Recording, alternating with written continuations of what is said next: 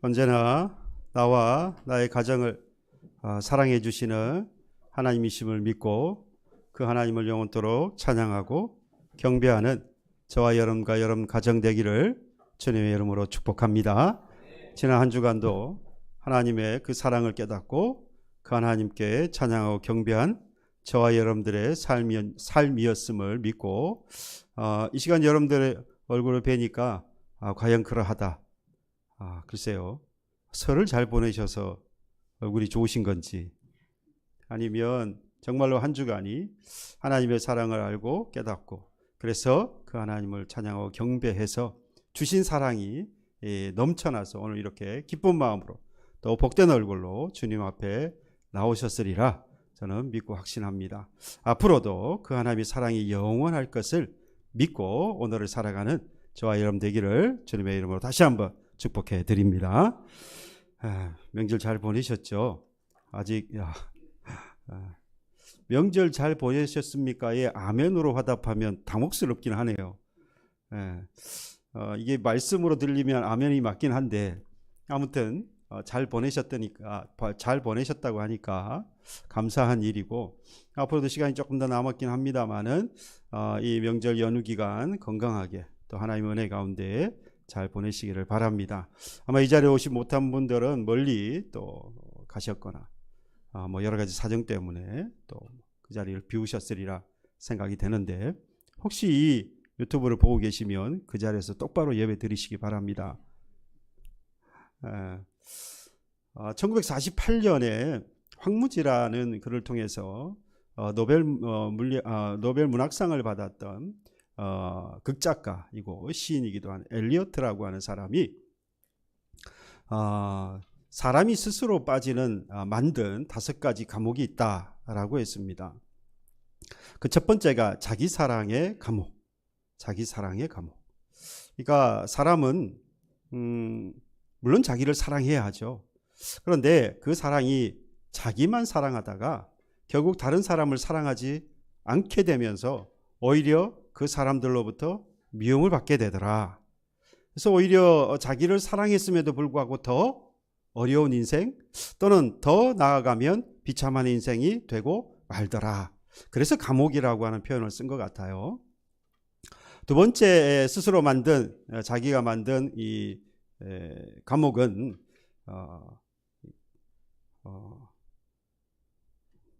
근심의 감옥. 근심. 해야 될 고민이 있죠. 살면서 우리가 어떻게 근심 없이 삽니까? 반드시 할 수밖에 없는 여러 가지 고민거리들이 있습니다만은, 그래서 해야 할 근심도 많은데 하지 말아야 될 것, 또는 할 필요가 없는 근심까지도 하니까 너무 힘든 인생을 살더라. 그래서 그 근심 자체도 하나의 감옥이다라고 표현을 한 겁니다. 셋째가 과거를 돌이켜보는 향수. 그러니까 예전 과거를 돌이켜본다라고 해서 향수의 감옥이 있다. 그 감옥을 만들어 놓고 스스로 그 안에 빠진다는 건데요. 이 과거에 대해서 주로 이 향수를 느끼면서 우리들이 하는 말 가운데 항상 뒤에 붙는 게 있죠. 뭐뭐 할 걸, 그때 그럴 걸, 그래서 학교 다닐 때 공부를 할 걸, 그때 그 사람을 만나지 말 걸, 아니 그때 그 사람을 만날 걸, 뭐 여러 가지. 그래서 예전을 생각하면서 과거를 돌이켜보면서 껄껄껄이라고 하는 것을, 그것이 후회가 되기도 하고, 또는 잘못된 일일 수도 있겠습니다만은, 잘못된 일이었던 간에 뭐 후회가 현재 된다고 할지라도 그 일에 매여 있으면 해결되는 것도 아니잖아요. 그러니까 오히려 그것이 매여 있다 보면 현재를 그르치게 만들고 미래의 소망까지도 무너지게 만들기 때문에 과거를 회상해서 거기에 빠지는 것은 결코 좋은 것이 아니라는 겁니다. 라디오에서 첫사랑에 대해서 이야기하는 걸 들은 적이 있습니다. 여러분도 첫사랑 있으시죠?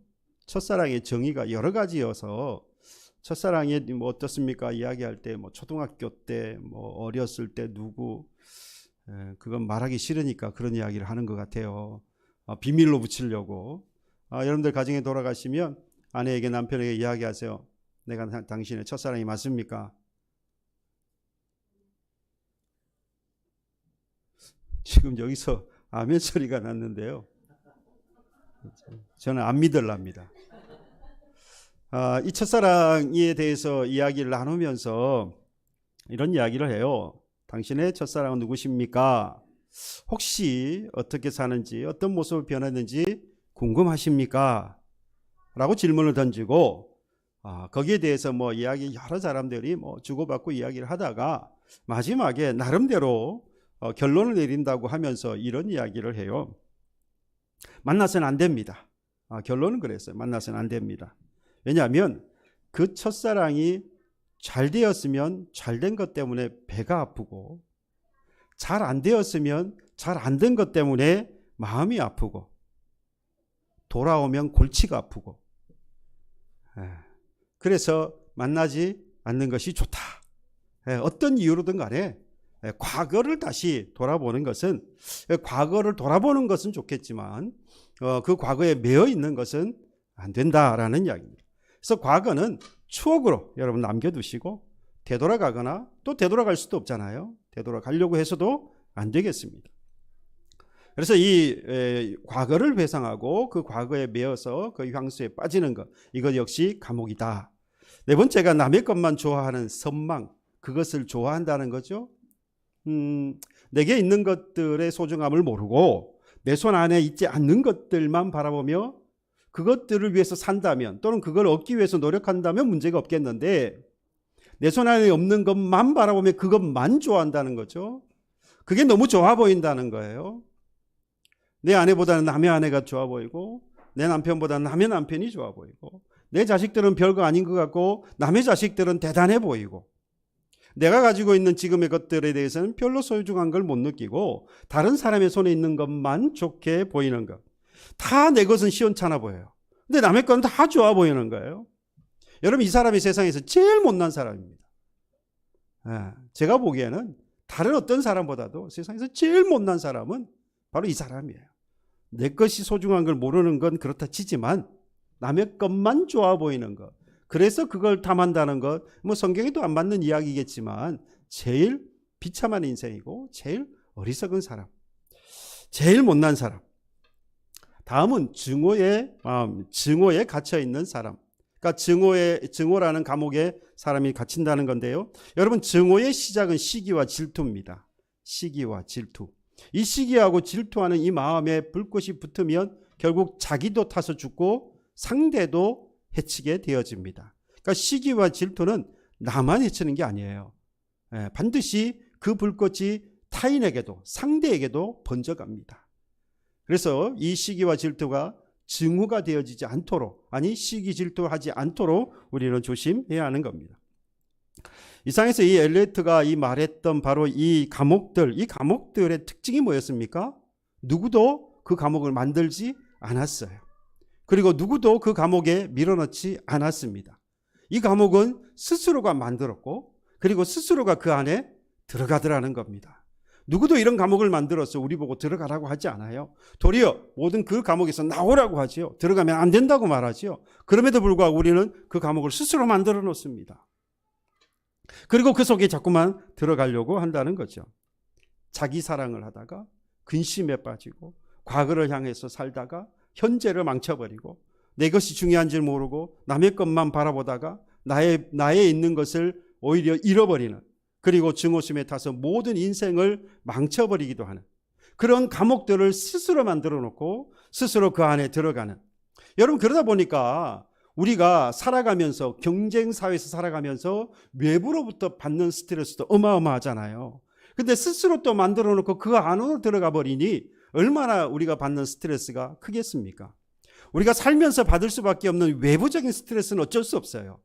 그건 우리가 극복해 나아가야 되고, 어떤 방법을 통해서라도 이겨 나아가야 되는, 그건 없앨 수는 없잖아요. 살면서 겪는, 누구나가 겪어야 되는 외부적인 스트레스니까. 그러나 내가 만들지 않아도 되는 그것까지 만들어서 스스로 갇히는, 그래서 스트레스를 받는 것은, 여러분, 이건 어리석은 일이 아닐 수가 없는 겁니다. 미국의 교통사고 상해 전문 변호사, 이렇게 말하니까 긴데요, 한문철 변호사 같은 사람이에요. 그 변호사 중에 유명한 사람이 있습니다. 리차드 호프만이라고 하는, 뉴욕에 있는 리차드 호프만이라고 하는 이 사람이 현대인의 스트레스를 이야기하면서 우리가 일반적으로 생각하는 그런 스트레스가 아니라 이런 이야기를 했어요. 현대인을 죽이는 병은 심장마비나 암이나 또는 이런 질병이나 또는 사고를 통해서 이렇게 죽는 병 말고도 세 가지 요인이 더 있다라고 있습니다. 첫 번째가 캘린더, 두 번째가 전화, 세 번째가 시계소리. 예전에 제가 한번 이거 말씀을 드린 적이 있어요. 그래서 이 캘린더와 그리고 이 시계는 시간이잖아요. 시간. 이 현대인들이 이 시간을 통해서 받는 그 압박감, 시간 때문에 겪게 되어지는 그 어떤 스트레스, 이게 사람의 생명을 단축하고 있다. 거기서 받는 것 때문에 일어나는 여러 가지 질환들이 있는 거죠. 마지막에 이 말했던 시계소리, 이 시계소리, 카렌다하고 시계소리는 바로 우리가 시간에서 오는 스트레스고, 전화라고 하는 건 인간관계에서 오는 그 스트레스라고 합니다. 요즘 우리 젊은 어린 세대들은 전화를 할 줄 모른다 그래요. 그죠? 아마 여러분 들어보셨을 거예요. 전화하라 그러면 전화하는 걸 모른대요. 전화 방법을 몰라서 모르는 게 아니라 직접 통화를 해서 대화를 하지 않기 때문에 거기에서 오는 거부감. 그래서 전화하는 것보다는 대화로, 문자로 또는 SNS 통해서 서로 대화를 나누고 소통을 하는 것을 쉽게 생각한다는 거죠. 그래서 사퇴를 할 때도 톡을 남겨요. 저 내일부터 안 나갑니다. 당혹스러운 거예요. 여러분 교회 안에서도 그런 일이 있고요. 우리 주변의 사회에서도 특히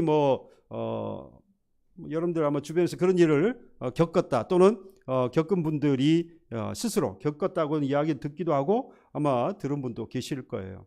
요즘 교회들도 마찬가지예요. 요즘 교회들도 교인들이 그런 게 아니라 이 사역자라고 하는 사람들이, 여러분 기도 많이 하셔야 돼요.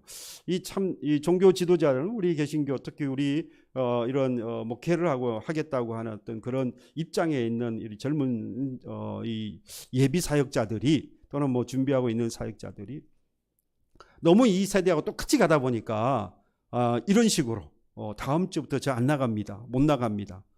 어떻게 하라는 거예요, 그러면? 여러분들 아마 사업장을 경영하면도 마찬가지일 거예요. 그냥 이 말미가 없어요. 내가 다음 주부터 못 나갑니다. 내일 안 나갑니다. 내일부터 안 나갑니다. 전화가 아니죠. 그냥 문자나 톡이나 이런 것들 통해서 그냥 통보하고 끝나버리는 거예요. 업주 입장에서 사업을 하시는 분 입장에서는 이건 정말 난감한 건데, 그런데 문제는 뭐냐? 이게 지금 세대의 흐름이라는 거죠. 소통할 줄 모르기 때문에 그런 것이기도 하겠습니다만은 아마 그들 나름대로는 인간관계를 할 줄 모르는 것에 있어서 스스로 그들도 스트레스를 받는 거겠죠.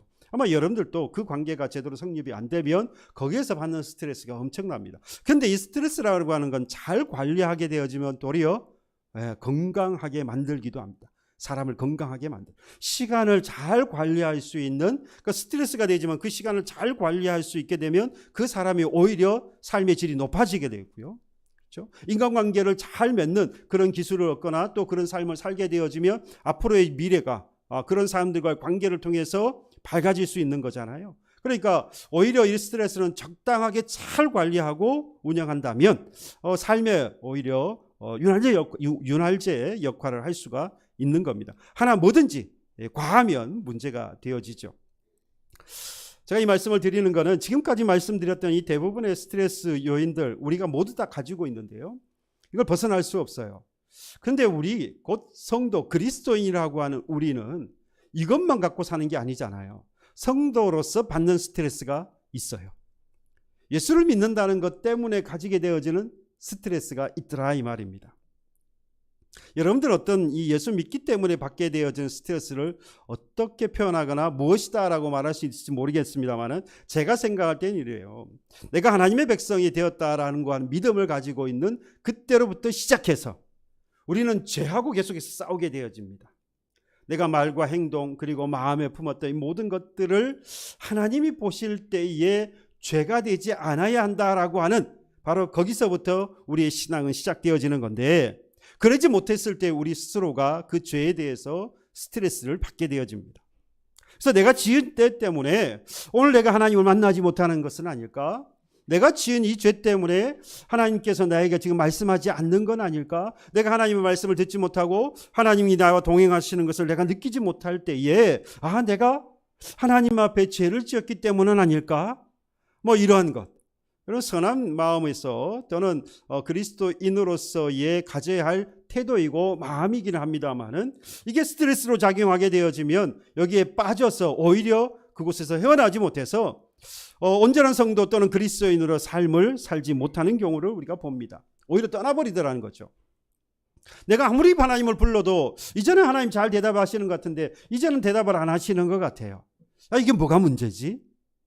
여기서 오는 스트레스도 있는 거죠. 이러면 안 되는데 하면서 세상에 내가 조금씩 더 세상으로 가까이 나갈 때 또는 세상이 점점 빠질 때 역시 나를 보면서 뭐합니까? 실망하죠. 하나님께 대해서 실망하기도 하고 나에 대해서도 실망하면서 우리 그리스도인들은 여기에 대해서 스트레스를 받더라는 겁니다. 이런 부분들은 세상을 살아가는 사람들은 전혀 생각하지 않는 부분이잖아요. 우리가 예수를 믿기 때문에 받게 되어지는 스트레스다 이겁니다. 그러나 이것이 잘못된 것은 아닙니다.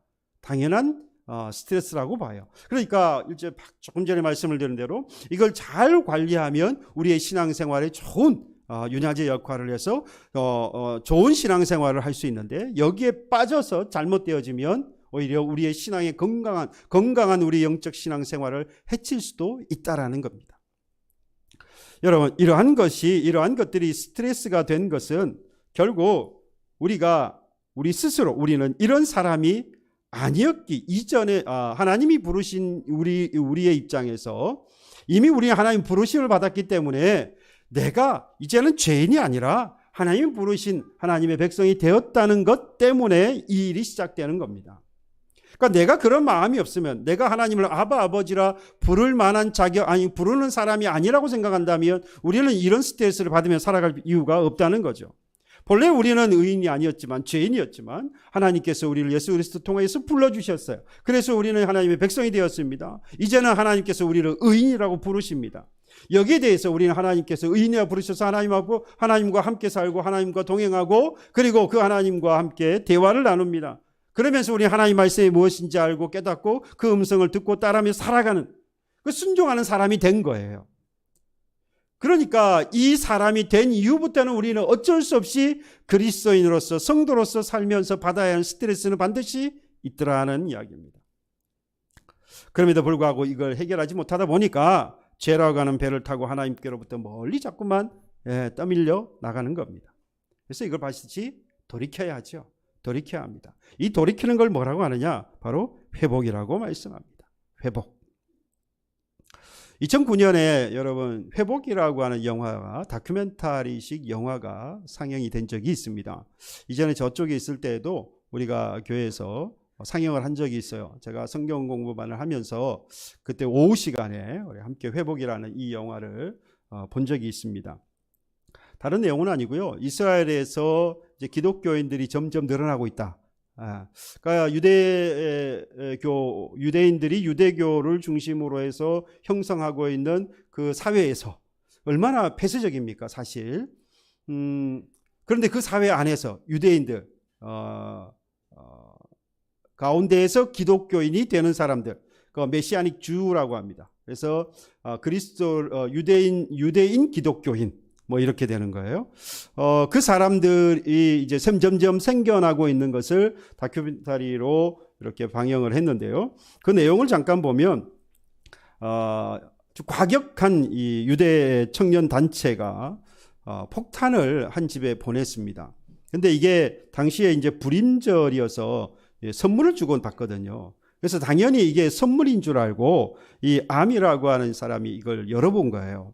이게 폭탄이 터졌고 그 바람에 죽을 뻔했는데 다행히 죽지는 않았습니다. 이 사건을 비롯해서 팔레스타인 이 거주 지역이었던 이 가자 지구에서 지금도 이 말썽이 많잖아요. 기독교로 개종한 이 팔레스타인인 이스라엘, 팔레스타인이 이슬람 교도에 의해서 집단 폭행을 당한 라미 아야드라고 하는 사건이 있습니다. 요 두 가지 사건, 그러니까 아미 오르티즈 사건하고 이 라미 아야드라고 하는 이 사건가 유대 과격 청년 집단들, 그래서 개신한 그런 사람들을 향하여서 뭐라고 할까요? 테러를 행하는 이러한 일들이 자영되어지면서 이 유대 사회가 얼마나 폐쇄적인가, 또한 나아가서는 점점 이 유대 사회 안에서도 기독교인들이 늘어나고 있다는 사실을 보도했던 겁니다. 핍박 가운데에서도 꿋꿋이 신앙을 지키고 있는, 그래서 선교 활동을 하고 있는 이 메시아니주. 그러니까 그런 탄압과 핍박이 있어서 기독교인, 개신하고자 하는, 종교를 바꾸고자 하는 그런 사람들이 줄 거라고 생각했는데 오히려 그 숫자가 점점 늘어나고 있더라라는 겁니다.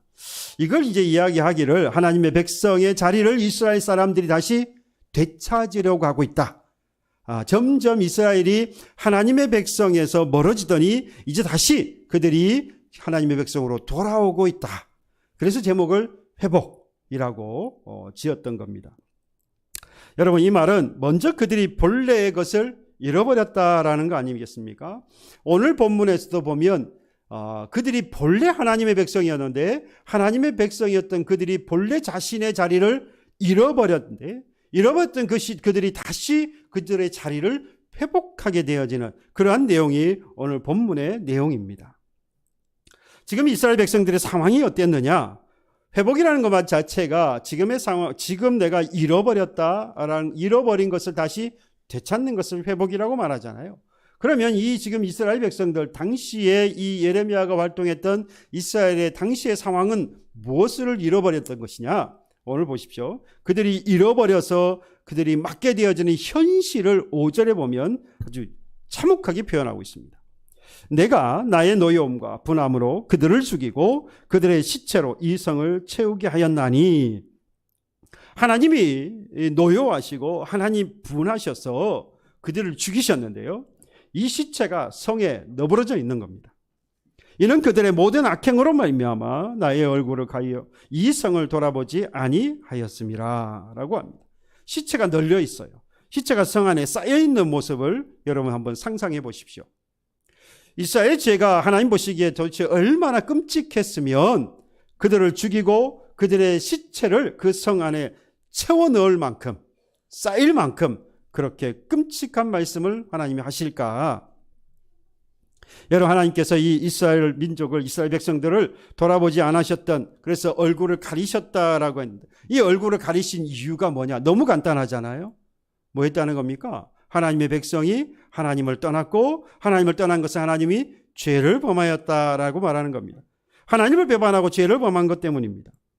하나님을 섬기고 사랑해야 했던 그 하나님의 백성들이 하나님을 외면하고 우상을 섬기고 하나님의 말씀을 거역하고 배반하는 제멋대로 살아가는 것.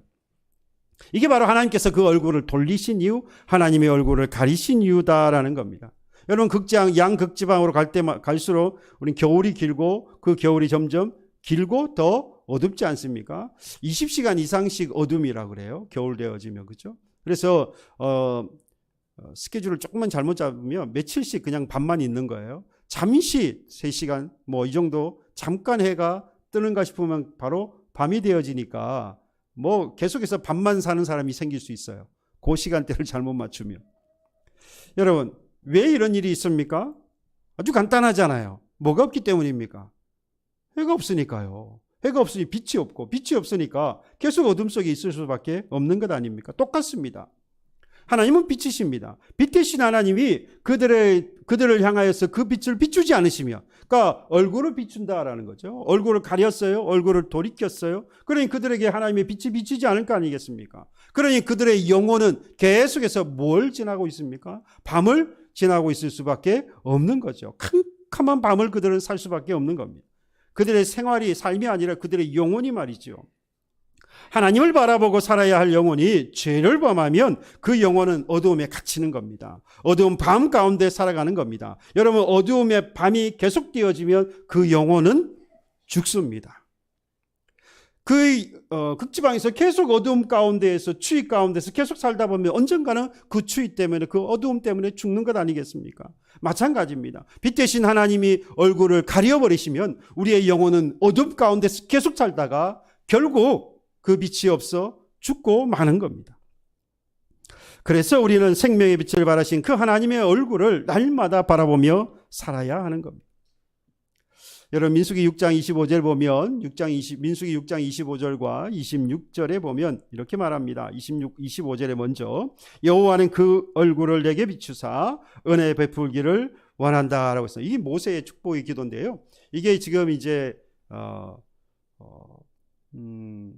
지금은 우리가 목사님들이 축도를 하잖아요. 신약의 축도인데요. 구약의 축도가 바로 이 민수기 6장의 25절, 26절의 말씀이에요. 그래서 모세가 이스라엘 백성들을 향하여서 하나님의 심정으로 그들을 향하여 축복 기도를 하고 있는데 그 내용 중에 25절에 이렇게 말합니다. 여호와는 그 얼굴을 내게 비추사 은혜 베풀기를 원한다. 여기에 중요한 진리가 하나 있죠. 하나님의 얼굴로 나를 비추실 때 비로소 내가 뭘 받는다는 거죠? 은혜를 받는다랍니다. 그 얼굴을 내게 비추사 은혜 베풀기를 원한다. 하나님의 얼굴을 비추어 주셔야 내가 은혜를 받을 수 있다라는 겁니다. 내가 은혜 받기를 원한다라고 해서 하나님을 향한다고 해서 여러분 받을 수 있는 게 아니에요. 하나님께서 그 얼굴을 우리를 향하여서 비춰 주셔야 하는 겁니다. 그러니까 사실 그거 자체가 은혜라고 표현하기도 하지요. 여러분, 내가 은혜가 사라졌다? 내게 은혜가 없다? 언젠가부터 내 마음에 뜨거운 하나님을 향한 뜨거운 열정과 그리스도를 향한 그 복음의 열정이 사라지고 자꾸만 냉랭해진다. 여러분, 하나님의 얼굴을 바라볼 수 없어서이고 결국 이것은 내가 하나님이 나에게 얼굴을 가리우셨기 때문이고 결국 그 이유는 어디에 있다는 겁니까? 바로 죄 때문이라는 것이죠. 그러므로 나와 하나님 사이에 가로막혔던 그 죄를 반드시 우리는 제거해야만 하는 겁니다. 나의 죄를 짊어지시고 십자가에 피 흘려 죽으신 바로 그 예수님 앞에 겸손하게 엎드려서 회개할 그때에 우리의 냉랭하고 답답했던 그런 나의 마음이 사라지고요. 평안과 기쁨이 넘치게 되어집니다. 제 말이 아니에요. 민수기 6장 26절 그 다음 절이 바로 그 말씀이 있습니다. 여호와는 그 얼굴을 내게 향하여 드사. 똑같은 표현이죠. 하나님의 내 얼굴을 비추사 또는 하나님이 그 얼굴을 내게 향하여 드사. 하나님 나를 바라보시게 됐다는 거예요. 그때에 평강 주시기를 원한다. 그러니까 하나님이 나를 향하여 얼굴을 들어주실 때에 내가 뭘 누릴 수 있어요? 평강을 누릴 수 있다. 25절에서는 은혜를 주시기를 원한다. 26절에서는 평강 주시기를 원한다. 그러니까 은혜와 평강은요, 하나님께서 나를 향하여서 얼굴을 비추어 주시고 얼굴을 들어주셔야 우리가 은혜를 누리고 우리가 평강을 얻게 되어지더라라는 겁니다. 하나님이 그 얼굴을 바라보실 때, 그 얼굴을 들어서 나를 바라보실 때 내가 평강을 얻게 되어집니다. 어떤 목사님이 이 평강과 평안과 편안, 평안과 편안, 이거 차이를 두고 설명을 하셨더라고요.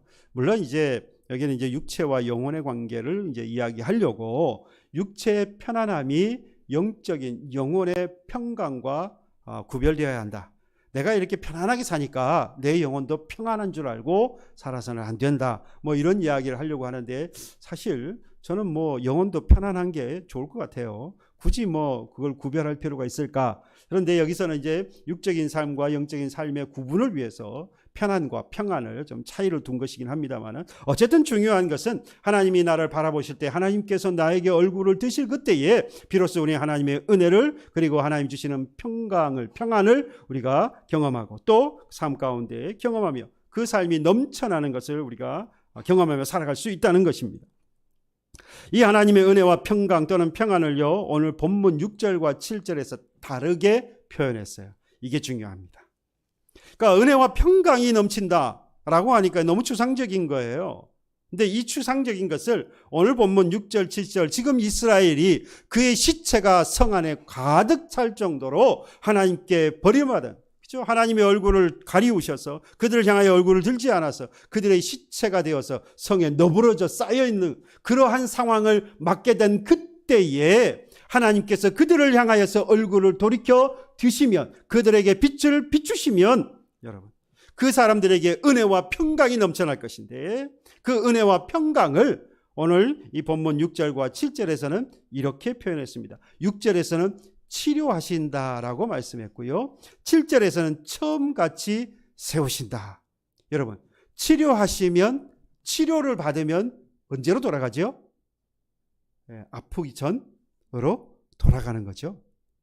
처음과 같이 세우겠다 그랬어요. 처음과 같이 무너뜨리는 게 아니에요. 처음에 어떻게 있었어요? 세워져 있었던 거예요. 그런데 뭐 어떻게 됐습니까? 과정을 거치면서 무너져 버리고 깨어져 버리고 부서져 버린 거예요. 그런데 처음과 같이 다시 뭐 하시겠다고요? 세우시겠다는 거예요. 이걸 뭐라 그러죠? 회복? 네, 회복이라고 말하는. 그러니까 앞에서 말씀을 드린 대로 하나님께서 얼굴을 비추시고 얼굴을 드실 때에 우리를 향하여 그 빛으로 해서 우리가 은혜와 평안을 우리가 경험하게 될 것인데요.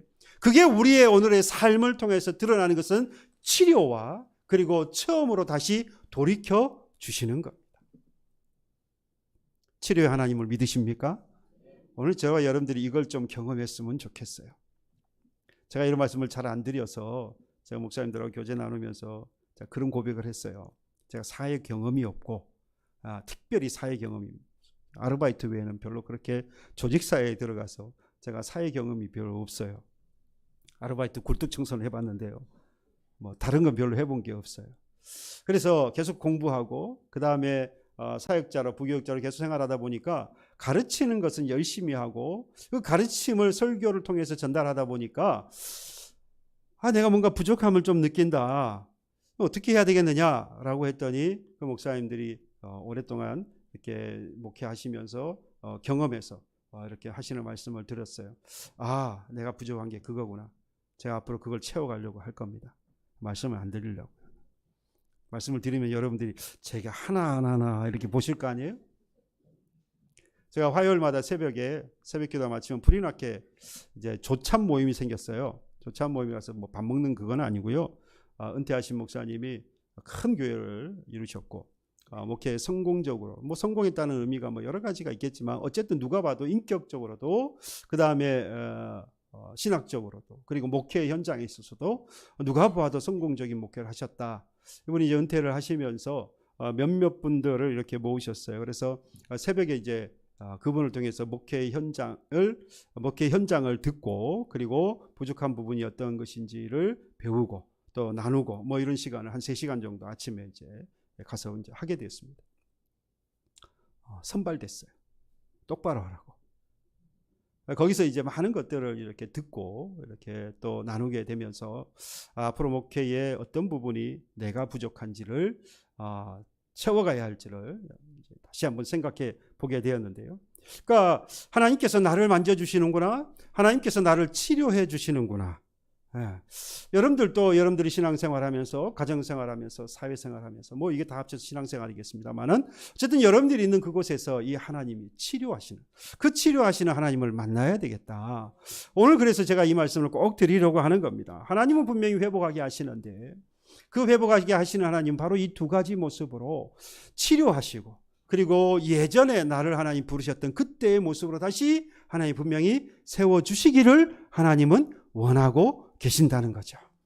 우리 스스로가 나를 돌아볼 때에 이전과 같이 못한 나의 모습을 보게 되었고 발견하게 되었다고 한다면 지금 하나님은 뭘 준비하고 계십니까? 빛을 준비하고 계셔요. 우리를 향하여서 고개를 드시고 우리를 향하여서 눈을 드시며 우리를 향하여서 바라보시면서 빛을 비추시기를 원하고 계신다는 거죠. 우리의 그 깨어진 것들을 다시 예전으로 돌이켜서 세워주시기를 원하고 계시고 우리가 무너졌던 그것들을 하나님 다시 세워주시기를 원하고 계시고 우리의 상한 심령, 우리의 상한 마음, 우리의 영혼이 다시 치료받기를 원하시는 그 하나님이시더라라는 겁니다. 오늘 보십시오. 그러면 하나님이 무엇을 치료하시고 무엇을 다시 세우려고 하시느냐? 6절에 보니까 그러나 보라 내가 이 성읍을 치료하며 고쳐 낫게 하고 평안과 진실이 풍성함을 그들에게 나타낼 것이라. 하나님이 나타내신 것은 평안과 진실이 그들에게 풍성하게 나타나기를 원한다. 무너져 있지만 지금은 깨어져 있지만 그래서 이 주님께서 뭐라 그럽니까? 예레미야를 통해서 하나님께서 그 성읍을 치료하며 고쳐 낫게 하겠다라고 다 죽어 있잖아요. 다 무너져 버렸잖아요.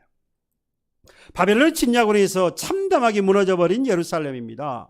여러분 예루살렘과 예루살렘 성전이 무너졌다고 하는 것은 예루살렘 백성이 무너진 거예요. 그냥 단순하게 건물이 무너진 게 아닙니다. 그 나라가 망한 걸로 끝나는 게 아니고요. 민족이 하나님께 버림을 받아서 그의 신앙 공동체가 깨어진 것을 이야기합니다. 하나님은 그 모든 것들을 이제 뭐 하시겠다는 거죠? 치료하시겠다라는 겁니다. 요즘 핵이 문제가 아니잖아요. 제가 이 생각을 해봅니다. 여러분도 어떤 생각하시는지 모르겠지만 뭐 핵이다, 핵전쟁, 그래서 뭐 세상에 이거 터지면 다 망한다. 저는 그 징조가 뭐 언제 어떻게 나타날지 모르겠습니다만은 저는 그보다 더 무서운 일들이 지금 우리 주변에 가까이서 지금 계속해서 일어난다고 봅니다. 자연재해를 보시면 저는 그런 생각이 들어요. 이 자연재해가 왜 이렇게 일어날까? 여러분 왜라고 생각하십니까? 엄청난 이런 자연재해, 기아라든지 그 다음에 뭐 폭우라든지 또는 지금 폭설이라든지 뭐 쓰나미나 지진과 같은 것들, 이런 것들을 통해서 건물이 무너지고 사람이 죽고 부서지고 이런 엄청난 재난들이 일어나는 이유, 여러분 사람이 죄 때문입니다. 사람이 죄를 범하지 않았으면 아무리 우리가 죄를 범하지 않았으면 이런 자연재해는 있을 이유가 없어요. 왜요? 모든 자연은 하나님의 원리를 따라서 움직이게 되어 있습니다. 하나님의 원리에 따라서 움직이면 절대로 이런 재해들이 일어나지 않는 거예요. 근데 사람들이 죄를 보면서 임의적으로 그 모든 원리들을 무너뜨리고 있잖아요. 이걸 깨면서부터 이 자연이 끊임없이 사람을 위협하고 있는 겁니다. 인류를 위협하고 있는 거예요. 결국 사람의 죄 때문에 이 일들이 일어나고 있다는 것. 그래서 생각해 보면서 제가 느끼는 것은 이제 우리의 죄 때문에 저 자연이 이렇게 무너져 내리는 것처럼 우리의 삶도 우리의 영혼도 이 죄 때문에 저렇게 비참하게 무너지겠구나. 하나님께서 그 자연을 통해서 우리의 삶과 우리의 영혼을 보게 하시는 건 아닐까. 저렇게 무너지는 사회 현상을, 저렇게 무너져 내리는 자연을 보면서 왜 너희들의 영혼은 그 죄 때문에 무너지는 것을 보지 못하느냐.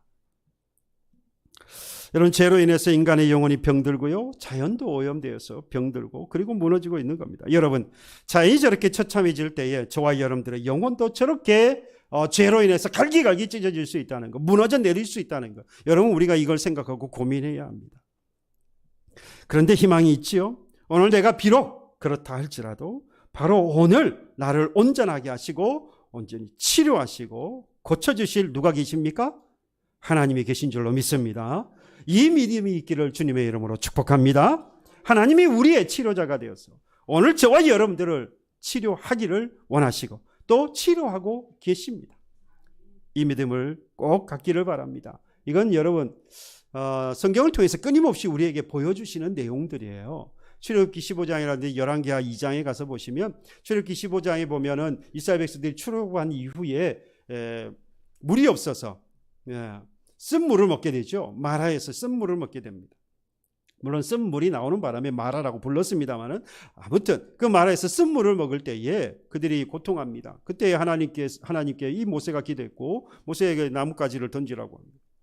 그때에 그들이 단물을 먹게 되어져요. 단물을 먹게 됩니다. 하나님이 뭐 하신 겁니까? 고치신 거예요. 여러분, 나뭇가지가 무슨 능력이 있습니까?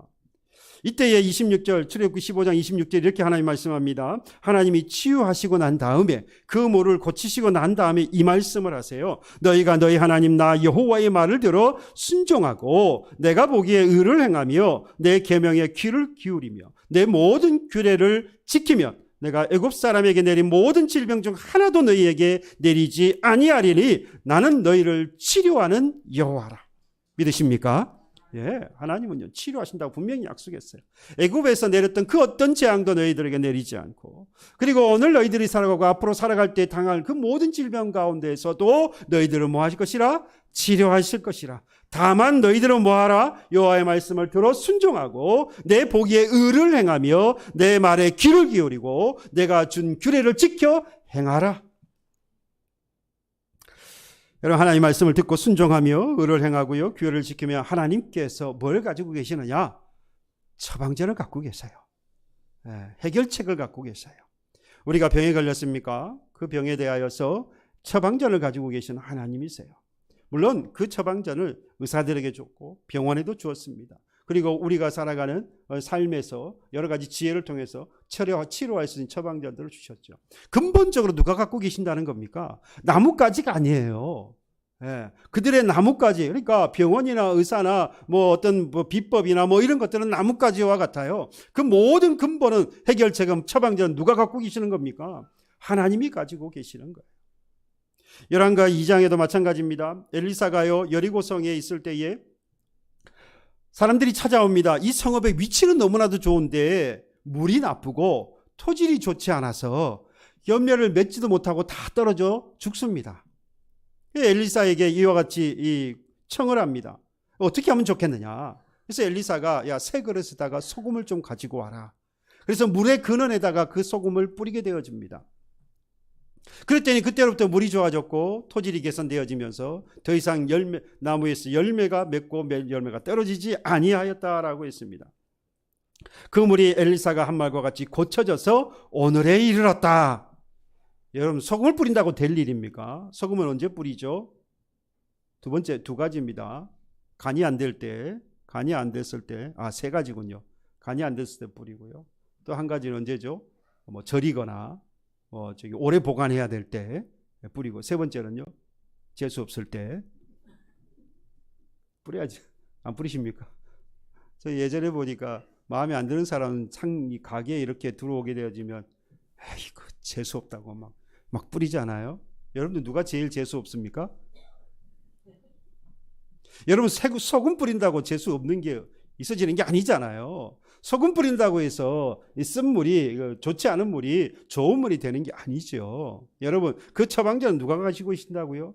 나뭇가지나 소금이 아니라 하나님이 가지고 계시는 겁니다. 하나님이 가지고 계시기 때문에 하나님이 하시는 뭘 들어야 해요? 말씀을 들어야 하는 겁니다. 하나님 그 말씀하시는 거예요. 때로는 그 하나님이 때로는 그 하나님의 말씀이 내 생각과 다를 수 있어요. 내 경험과 다를 수 있습니다. 이해되지 않을 때도 있어요. 그래서 그 말씀을 뭐 하라고요? 먼저 믿어야 해요. 들었습니까? 이해가 안 됩니까? 그래서 뭐 해요? 믿으라 그래요. 이해가 다 될 거면 같으면 누가 안 따라가겠어요? 소금을 뿌리라 그러고 나뭇가지 던지라 그러니까 이해가 안 되죠.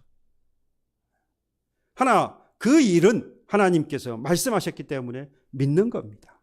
하나님이 그 믿고 따르는 그에게 바로 하나님이 얼마나 은혜가 있는 분이지, 얼마나 그 하나님께서 그를 사랑하고 계시는지, 은혜와 뿐만 아니라 하나님의 사랑이 어떠한 것인지를 그들에게 보여주시는 겁니다. 하나님 결국 원하시는 것은요, 하나님의 말씀을 믿고 그 말씀에 따라 순종하는 믿음과 순종의 삶이라는 거죠. 저는 그래서 너무 간단합니다. 정의할 필요가 있죠. 우리의 신앙생활은 딱 두 가지입니다. 한 손에는 뭘 쥐고요?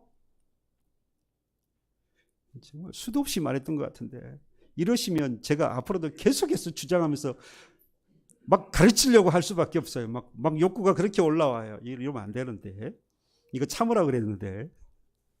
분명합니다. 한 손에는 우리 신앙생활은요, 딱 두 가지예요. 한 손에는 뭘 쥐고요? 믿음을 쥐고요. 한 손에는 뭘 쥐고요? 순종을 쥐고 가는 겁니다. 신앙의 두 바퀴예요. 딱 두 가지예요. 믿음과 순종. 하나님의 말씀 이해되든 되지 않든 믿고 가는 것, 믿는 겁니다. 그리고 그 말씀을 믿고 믿었으면 뭐예요? 순종하는 거예요. 하나님은 그 말씀을 하고 있는 겁니다. 여러분, 성읍 백성들이요, 하나님의 말씀을 듣고 순종했을 때 그 하나님은 여리고서의 물과 땅을 다 고쳐주셨어요. 여러분, 사람이라고 얘기했습니까? 우리는 영혼과 육체를 가지고 있습니다. 그러니까 사람이 건강하다고 하는 것은요, 영혼과 뭐가요? 육체가 모두 다 건강해야 돼요. 여러분, 건강하십시오라고 할 때예요, 여러분 그 마음을 꼭 가지세요. 예수 믿는 사람은 좀 그럴 필요가 있어요. 잘 먹고 잘 살아서 몸이 건강하십시오. 그것만 빌어서 안 돼요. 그의 영혼이 뭐 하기를? 건강하기를. 두 가지 다 가지. 오늘 이제 가시면 새해 복 많이 받으세요. 건강하시 하실 텐데, 건강하라고 하실 때 그 마음에 육체도 건강하시고 영혼도 건강하십시오 라고, 그런 마음을 가지고 여러분들 하죠. 왜냐? 우리는 영혼과 육체를 다 가지고 있는 사람이기 때문입니다. 요한삼서 2절에 말씀하지요. 사랑하는 자여, 네 영혼이 잘됨 같이 내가 범사에 잘되고 강건하기를 내가 간구한. 여러분, 여기서 착각하면 안 돼요. 영혼이 잘되면 범사가 잘된다. 원인과 결과가 아니에요. 자꾸 그렇게 생각하는데, 그래서 영혼이 잘 돼야만 한다, 여기에 이제 초점을 두는 거예요. 그래서 영혼이 잘 안 되면 범사도 잘 안 되고, 영혼이 잘 안 되면 강건하지도 못한다. 자꾸 원인과 결과의 관계로 생각하는데, 여러분 그렇게 생각하시면 안 돼요. 저도 여러분들을 축복합니다. 여러분들의 영혼이 잘된 것 같이 범사가 잘 되기를 주님의 이름으로 축복합니다. 여러분들의 영혼이 잘된 것 같이 여러분들의 가정과 사업 하는 모든 일들이 잘 되고 강건하기를 주님의 이름으로 축복합니다. 별로군요. 그런데 여기서 중요한 것은 그게 아니에요. 물론 이것도 중요한데요, 내 영혼이 잘 됐는지를 먼저 뭐 하라는 거죠? 보라, 이 말이에요. 두 가지가 다 돼야 되는 거예요.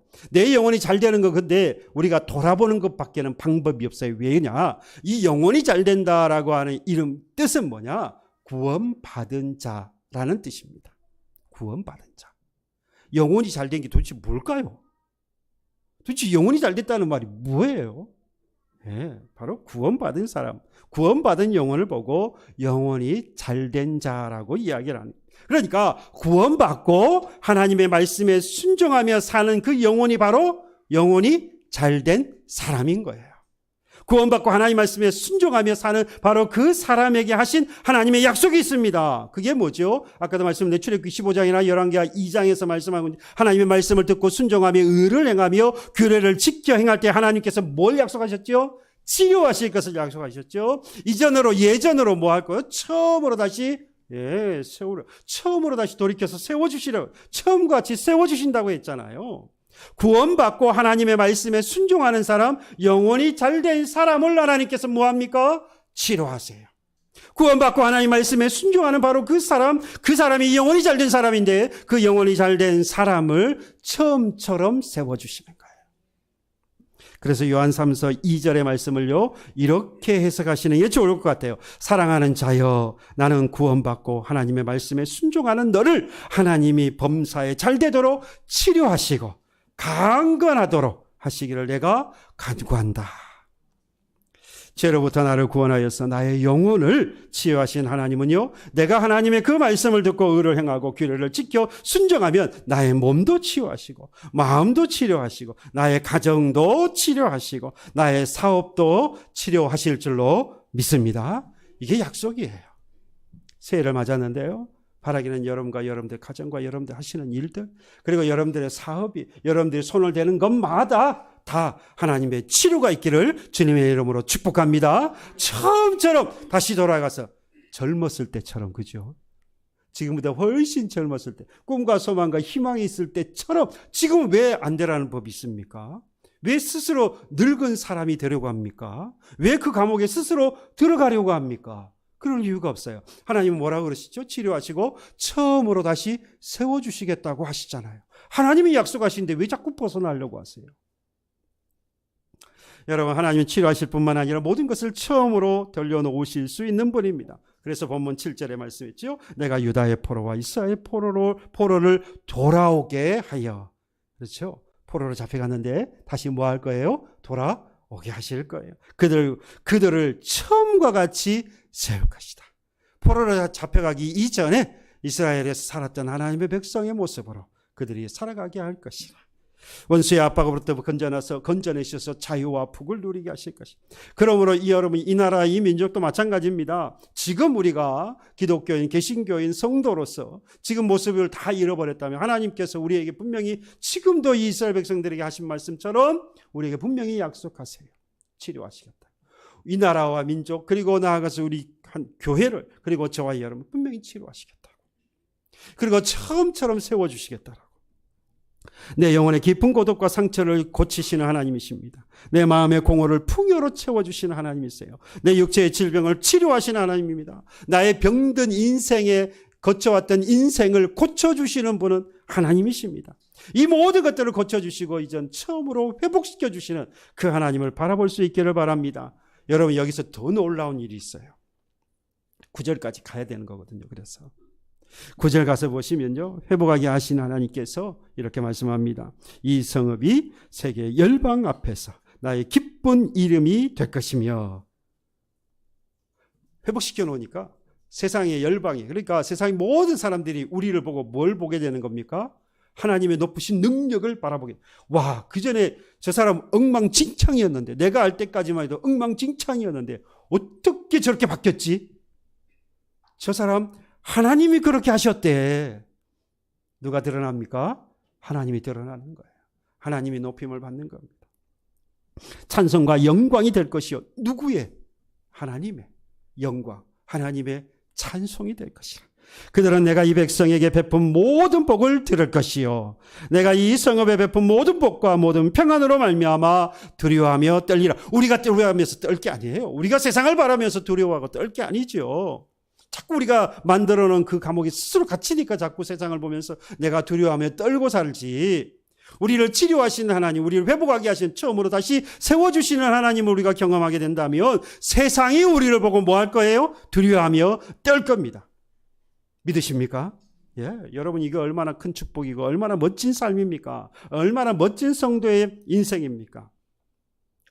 그 성읍의 이름만 들어도, 우리를 바라보기만 해도 여러분, 그들이 두려워하고 떨며 오히려 하나님은 우리를 보면서 기뻐하고 찬양이 되게 하시는 이 놀라운 복이 이미 우리에게 예비되어져 있는 것입니다. 하나님 베푸신 복과 평안이 얼마나 강력하고 얼마나 컸든지 세상 사람이 놀랄만한 이 모든 것들을 하나님께서 두려움과 고통 가운데서 벗어나게 할 뿐만 아니라 이스라엘이 회복시킨 것 같이 우리에게도 은혜와 평강 가운데 넘쳐나게 하실 줄로 믿습니다. 하나님이 베푸실 이 복이 어디까지일까? 여러분 한번 생각해 보세요. 이 복이 어디까지 얼마나 넘쳐날까? 여러분 기대해야 되지 않겠습니까? 올 한 해가 다시 시작되었어요. 설이 있는 게 너무 좋아요. 또 시작하면 되잖아요. 한 달이 지났는데도 또 시작할 수 있어요. 여러분들 포기한 거 있습니까? 지금 또 시작하면 새로 시작하는 거니까. 개인 큐티도 시작하시고 가정 예배도 시작하세요. 여러분들 잃어버렸던 거 다시 시작하세요. 하나님께서 그를 통해서 다시 베푸실 그 놀라운 것들이 언제까지 또는 어디까지일지 얼마나 많을까 우리는 기대할 수 있습니다. 사람이 다 측량할 수 없도록 채워주시는 하나님이십니다. 이 놀라운 하나님의 능력을 체험하면서 하나님 주시는 은혜와 평강을 누리시기를 주님의 이름으로 축복합니다. 하나님 앞에서 그러기 위해서 우리는 먼저 회개해야 합니다. 나의 허물과 죄를 낱낱이 아래서 회개하는 성도를 하나님은 치료하시고 회복하게 하십니다. 죄된 자리에서 떠나 돌이켜야 합니다. 그리고 하나님의 말씀을 듣고 순종하며 의를 행하며 규례를 지켜야 합니다. 그러면 하나님이 베푸시는 은혜의 복과 평안의 복으로 가득 찬 삶을 살게 될 줄로 믿습니다. 새해를 다시 한번 맞이하신 저와 여러분 하나님이 나를 향해서 얼굴을 가리고 그래서 어둡고 막막한 끝이 보이지 않는 아주 긴 터널에 여전히 내가 갇혀 있다고 생각되시지 않습니까? 여러분, 내가 만들어 놓은 감옥에 갇혀 있지는 않습니까? 회복의 능력을 가지고 계시는 그 하나님, 인생의 해결책과 처방전을 가지고 계신 그 하나님을 믿고 지금 있는 그 자리를 떠나서 회개의 자리로 나아가시기 바랍니다. 돌이키시기를 바랍니다. 분명히 세상이 떨면서 우리를 보면서 세상이 떨면서 우리를 바라보게 될 것이고 하나님은 더 놀라운 은혜와 예비된 복을, 은혜의 복과 예비된 평안의 복을 저와 여러분들에게 허락하실 줄 믿고 오늘도 담대하게 주를 섬기며 살아가는 하나님의 백성 되기를, 여러분들 가정이 되기를 주님의 이름으로 축복합니다. 찬양합시다.